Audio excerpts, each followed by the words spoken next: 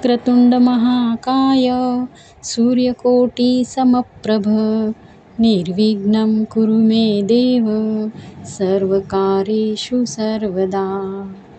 याचा अर्थ वक्राकार सोंड असणाऱ्या विशालकाय शरीर असलेल्या कोटी सूर्यांची प्रभा लाभलेल्या हे देवा श्री गणेशा, माझी सर्व कार्ये कोणत्याही अडचणीशिवाय निर्विघ्नपणे पार पडू द्या।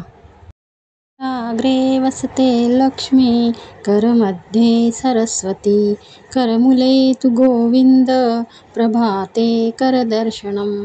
याचा अर्थ असा, तळहाताच्या पुढील भागात देवी लक्ष्मी वास करते, करमध्ये म्हणजे तळहाताच्या मध्यभागात देवी सरस्वती आणि करमुले म्हणजे तळहाताच्या मूळ भागात भगवान श्री विष्णू वास करतात।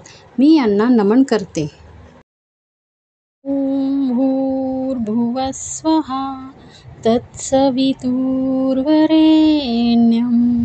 भर्गो देवस्य धीमहि धियो यो नः प्रचोदयात्।